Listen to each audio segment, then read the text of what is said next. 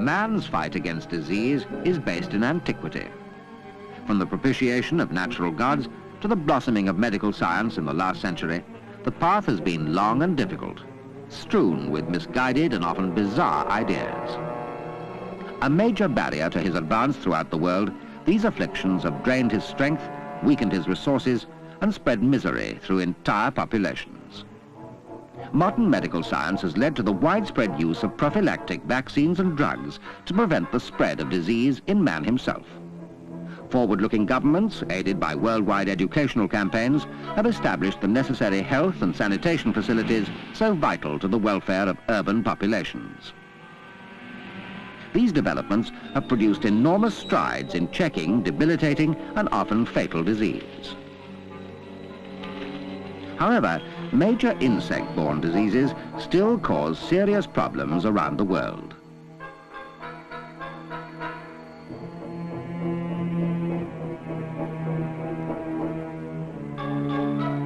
Despite the enormous sums of money spent on eradication schemes, the blood-sucking mosquitoes and flies still go on biting. And that ancient plague of man, the housefly, still spreads its filth.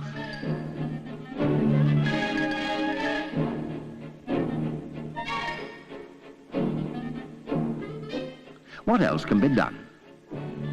A new technique of insect control has been developed that is rapidly becoming part of the public health scientists' armory in the fight against epidemic disease.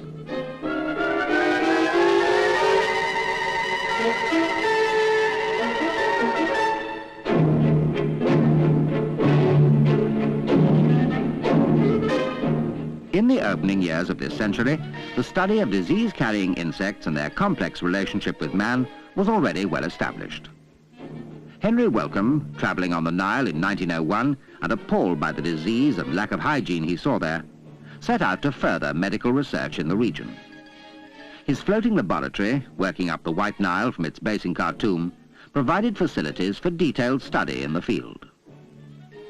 This venture, taking a lead from the pioneering work of the previous half-century, was but a single link in the chain of investigations mounted to fight tropical disease. The major discoveries made by those early workers are now part of medical history.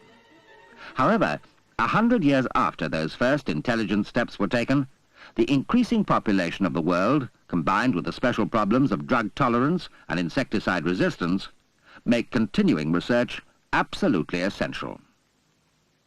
Working within the extensive facilities of the Wellcome Group, the Cooper Company, with a specialist knowledge of industrial and public health insect pest control, was the first to develop urban street fogging on a routine basis.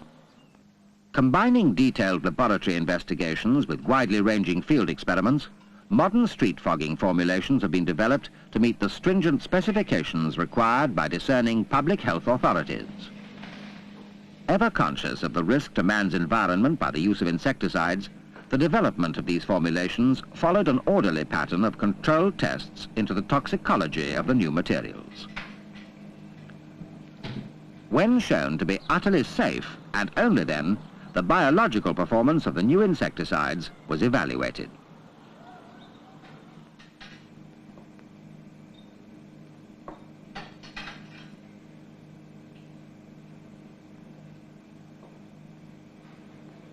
Laboratory testing of many different materials against a variety of insect species naturally led on to field trial work. Here, the behavior of new products was observed under practical conditions. In this way, street fogging formulations have been developed that provide a rapid knockdown and kill of flying insects, whilst remaining absolutely safe to use in the presence of man and animals. However, if the highly effective materials are not applied correctly, these benefits will be lost. Today, a wide range of application equipment is available to public health authorities, and the choice of the correct machine for the job can appear very difficult. Spraying equipment falls naturally into two categories, of which the first covers the residual sprayers. Designed to produce a rain of heavy liquid droplets, they are used to lay down a deposit of insecticide onto surfaces. The second group, the air sprayers, produce a mist or fog of fine droplets that tends to float in the air and can thus be used to attack insects on the wing. Of these sprayers, experience has shown thermal fog generators to be the most effective in producing the large volumes of fine particles that are required in routine outdoor fogging. In these types, a petrol engine provides power for a turbine blower and fuel and insecticide pumps. A strong air blast produced by the blower is then heated by fuel burnt in a combustion chamber. At the fog head, insecticide is fed into the hot air stream where it vaporizes. On contact with the cooler atmospheric air, the vapor condenses into a dense fog of minute droplets. Calibration of the insecticide supply enables the average droplet size of the fog to be controlled. So much for basic principles. Now for some typical street fogging routines showing the various techniques used in practice. Effective street fogging in urban areas depends on a thorough knowledge of the area to be treated and precise planning of the action to be taken. If time and expense are not to be wasted, the operator undertaking the practical work must be correctly briefed. To make the best use of an insecticidal fog, treatment must be carried out in the early morning or early evening, when the air is still and cool. Windy conditions are useless. Careful preparation of the insecticide and equipment will pay dividends. Strict adherence to the instructions on the label when making up the dilute spray from the concentrate will ensure effective and economical use. Sufficient spray is prepared for the job in hand. The fogging machine is checked over and seen to be working correctly.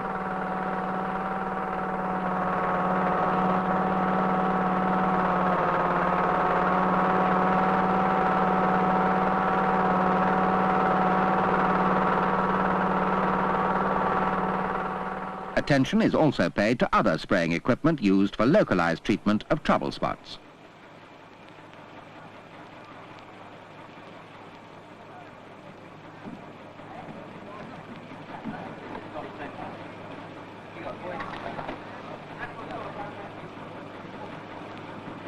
Armed with the most modern of insecticides, the teams move off to another effective fogging operation.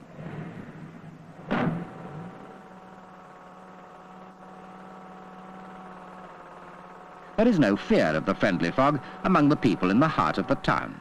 They appreciate its benefits. But to the fly, death is on the way, for there is nowhere in this thriving community where the fog will not reach it and end its disease-carrying days.